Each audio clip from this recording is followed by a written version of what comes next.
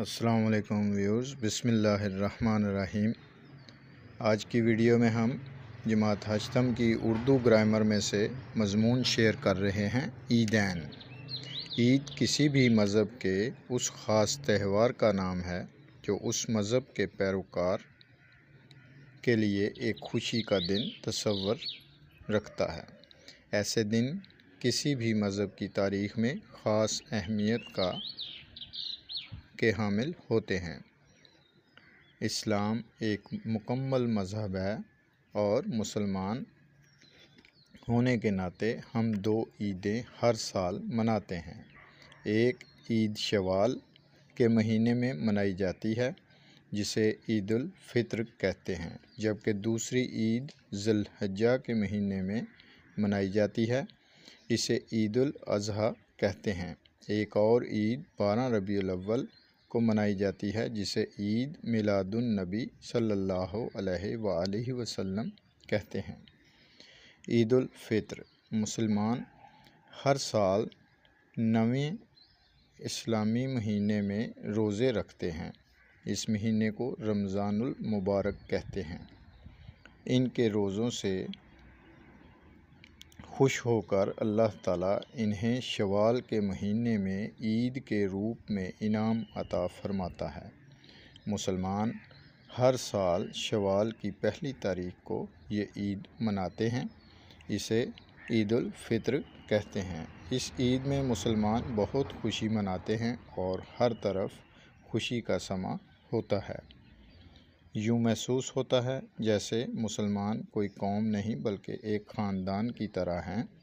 اس دن امیر مسلمان غریب مسلمانوں کی مالی مدد بھی کرتے ہیں جسے فطرانہ کہتے ہیں، اور اس طرح یہ عید غریبوں کے لیے بھی اتنی ہی خوشی کا سامان لے کر آتی ہے جتنا کہ امیروں کے لیے۔ یوں اسلامی معاشرے میں ایک مساوات قائم ہو جاتی ہے۔ اس دن مسلمان جی بھر کر غریبوں کو کھانا کھلاتے ہیں اور خوشی خوشی ایک دوسرے کے گلے ملتے ہیں۔ صبح کا آغاز فجر کے بعد نماز عید الفطر پڑھنے کے ساتھ ہوتا ہے اور پھر سارا دن آپس میں گلے ملنے اور خوش گپیوں میں گزر جاتا ہے۔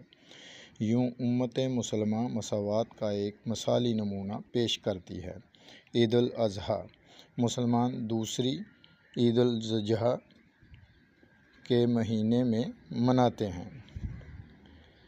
یہ عید الاضحیٰ کہلاتی ہے اور ذی الحجہ کے 10 تاریخ کو منائی جاتی ہے۔ اس دن صاحب استطاعت مسلمان قربانی کرتے ہیں اور ہر فرد کی زبان پر اللہ کی تسبیح ہوتی ہے: اللہ اکبر، اللہ اکبر، لا الہ الا اللہ، واللہ اکبر، اللہ اکبر وللہ الحمد۔ دراصل اس دن کے منانے کا ایک پس منظر ہے۔ یہ عید حضرت ابراہیم علیہ السلام کی قربانی کی یاد میں منائی جاتی ہے۔ اللہ تعالیٰ کے حکم کو پورا کرنے کے لیے آپ علیہ السلام نے اپنے محبوب بیٹے حضرت اسماعیل علیہ السلام کو اللہ کی راہ میں قربان کرنے کا فیصلہ کیا۔ آپ حضرت اسماعیل علیہ السلام کو منی کے میدان میں لے کر آئے اور قربان کرنے کا ارادہ کیا، لیکن چھری نہ چلی۔ اللہ تعالیٰ نے حضرت جبرائیل علیہ السلام کو ایک دمبہ دے کر بھیجا تاکہ اسے حضرت ابراہیم علیہ السلام قربان کر سکیں۔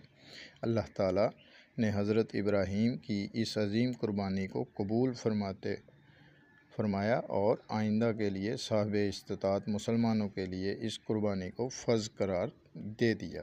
مسلمان حضرت ابراہیم علیہ السلام کی اس یاد کو تازہ کرنے کے لیے عید الاضحیٰ کے روز قربانی کرتے ہیں اور اس کا گوشت غریبوں اور رشتہ داروں میں تقسیم کیا جاتا ہے۔ یہ عید بھی مساوات اور بھائی چارے کا درس دیتی ہے۔ اپنا خیال رکھیے گا۔ انشاءاللہ تعالیٰ نیکسٹ ویڈیو میں ملیں گے نیکسٹ سبق کے ساتھ، اور سبسکرائب اور لائک بھی کیا کریں۔